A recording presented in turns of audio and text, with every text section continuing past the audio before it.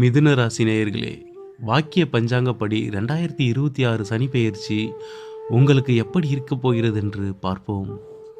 சனி பகவானானவர் 2026ஆம் ஆண்டு மார்ச் மாதம் 6ஆம் தேதி காலை 8:24 கும்பராசியின் பூரட்டாதி நட்சத்திரம் 3ஆம் பாதத்திலிருந்து மீனராசியின் பூரட்டாதி 4ஆம் பாதத்திற்கு பெயர்ச்சியாகின்றார்.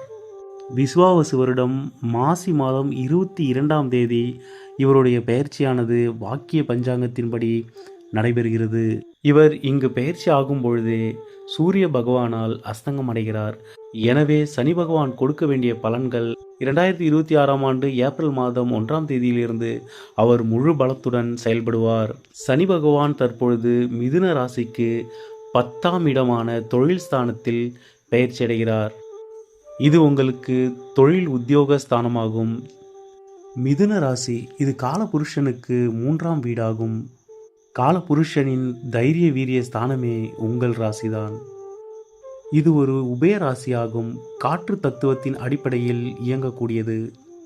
காற்றின் தன்மை கொண்டதால் புத்திசாலித்தனம் மற்றும் தகவல் பரிமாற்றத்தின் சின்னமாக இந்த ராசி விளங்குகிறது.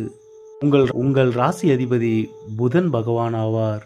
புத பகவானின் ஆட்சி பெற்ற ராசி என்பதால் நீங்கள் பேசும் திறன், சிந்தனை, வேகம், கற்றுக்கொள்ளும் ஆர்வம் ஆகியவற்றில் சிறந்து விளங்குவீர்கள். ஒரே விஷயத்தில் நிற்காமல் பல துறைகளில் ஆர்வம் காட்டும் இயல்பு கொண்டவர்கள் நீங்கள். எப்பொழுதும் மனதை சுறுசுறுப்பாக வைத்திருப்பவர்கள். உங்கள் வாழ்க்கை சுவாரஸ்யகரமானதாக இருக்கும். உலகில் உள்ள அனைத்து இன்பங்களையும் அடைந்துவிடும் வேட்கை கொண்டவர்கள். உங்களின் வார்த்தைகள் வாள் போல் வீசினாலும் உங்கள் மனம் மலர் போல் பேசும். உங்களின் ஒரு கண் சிரிக்கிறது என்றால் மறுக்கண் இந்த உலகை அளவிடும். அறிவின் இளம் தீபம் என்று மிதுன ராசியை கூறலாம். தினம்தோறும் தங்களை புதுப்பித்துக் கொள்பவர்கள் நீங்கள். இந்த மிதுன ராசி என்பது உபய ராசியாகும். எனவே நீங்கள் பெண் பார்க்கும் பொழுதும் மாப்பிள்ளை பார்க்கும் பொழுதும் மற்றொரு உபய லக்னங்களான தனுசு மற்றும் மீன லக்னங்களை தவிர்ப்பது உங்கள் குடும்ப வாழ்வில் திருப்திகரமான மன வாழ்க்கையை ஏற்படுத்தும். கடந்த சில ஆண்டுகளில் குடும்ப வாழ்க்கையில் அதிகமான பிரிவினையை சந்தித்தது உபய ராசிக்கார ஜோடிகளே.